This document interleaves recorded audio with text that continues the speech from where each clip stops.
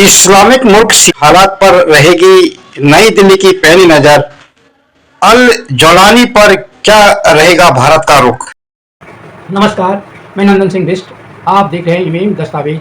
अगर आप इस वीडियो को यूट्यूब चैनल पर देख रहे हैं और चैनल पर नए हैं तो चैनल को सब्सक्राइब करें, बेल का आइकन भी दबाएं। अगर आप इसको फेसबुक पेज पर देख रहे हैं तो पेज को लाइक करें। अगर आप इसको इंस्टाग्राम पर देख रहे हैं तो हमें फॉलो करें और वीडियो को शेयर करते रहें। चैनलों और अखबारों में सीरिया के राष्ट्रपति बशर अल असद की हार की खबरें छाई हुई हैं। सीरिया में 2011 में शुरू हुआ गृह युद्ध 13 साल बाद अब थम सकता है। विद्रोहियों और सरकार के बीच चले इस लड़ाई और चलते सीरिया में बड़े पैमाने पर तबाही हो चुकी है। लाखों लोग इस लड़ाई में मारे गए और 1 करोड़ से ज्यादा लोगों को घरों से बेदखल होना पड़ा। इस मामले में विदेश मंत्रालय ने भी सोमवार को बयान जारी किया।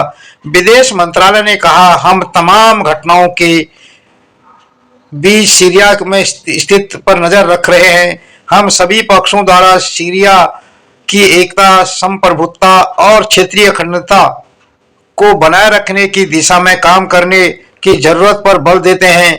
हम सीरिया के समाज के सभी वर्गों के हितों का सम्मान करते हुए शांतिपूर्ण और समावेशी नेतृत्व वाली सरकार वाली राजनीतिक प्रक्रिया का समर्थन करते हैं। सीरिया में 2011 में शुरू हुई लड़ाई वास्तव में बशर अल असद की सरकार के खिलाफ भड़के गुस्से का नतीजा थी।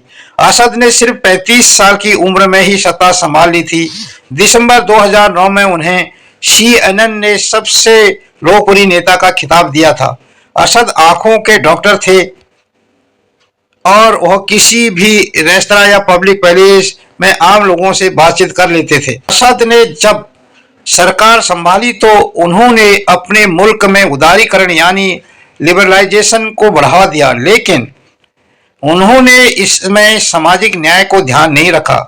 उदारीकरण से सीरिया तो आधुनिक बन गया, लेकिन वहां के निचले तबके आर्थिक रूप से समृद्ध नहीं हो सके। असद सरकार के खिलाफ नाराजगी आर्थिक मामलों को लेकर भी थी।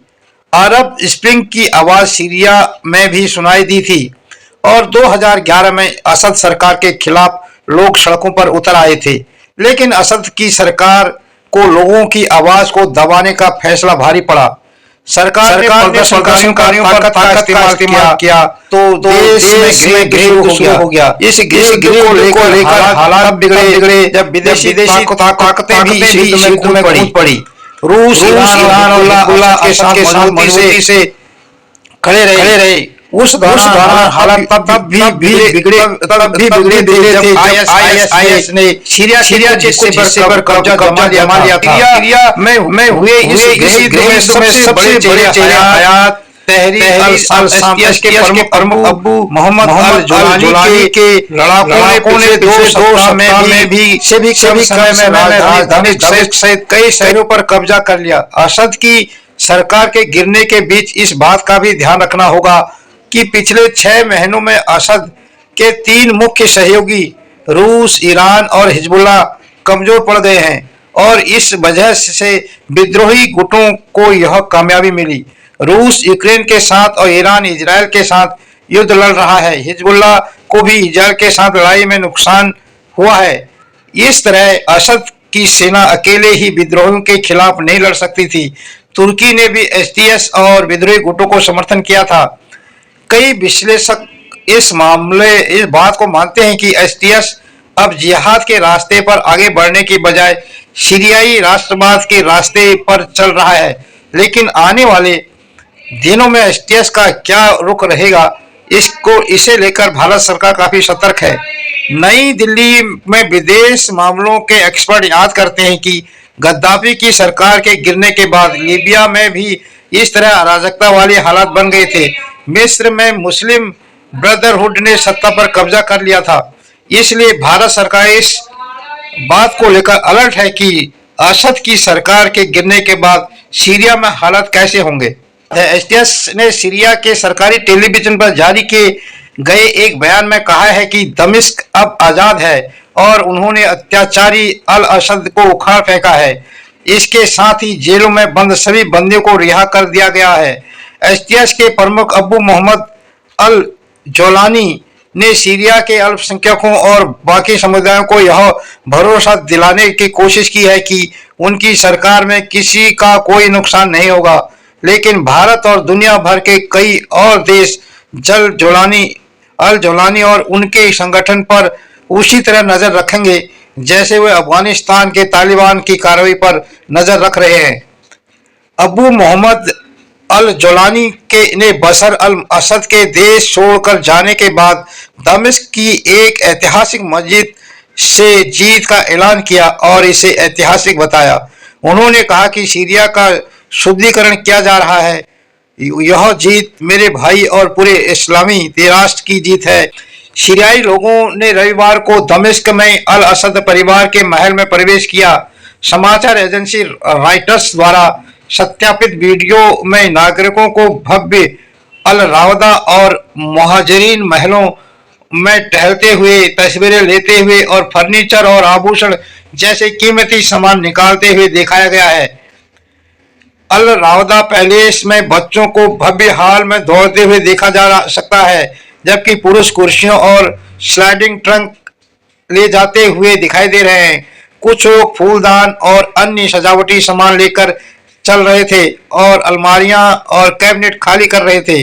रूस की समाचार एजेंसियों की खबरों के अनुसार सीरिया के अपदस्थ राष्ट्रपति बशर अल असद अपने परिवार के साथ मास्को पहुंच गए हैं और उन्हें शरण दी गई है। इससे कुछ घंटे पहले ही रूसी समाचार एजेंसियों तास और RIA ने राष्ट्रपति कार्यालय क्रेमलिन एक अज्ञात स्रोत का हवाला देते हुए बताया कि असद और उसके परिवार को मास्को में शरण दी गई है।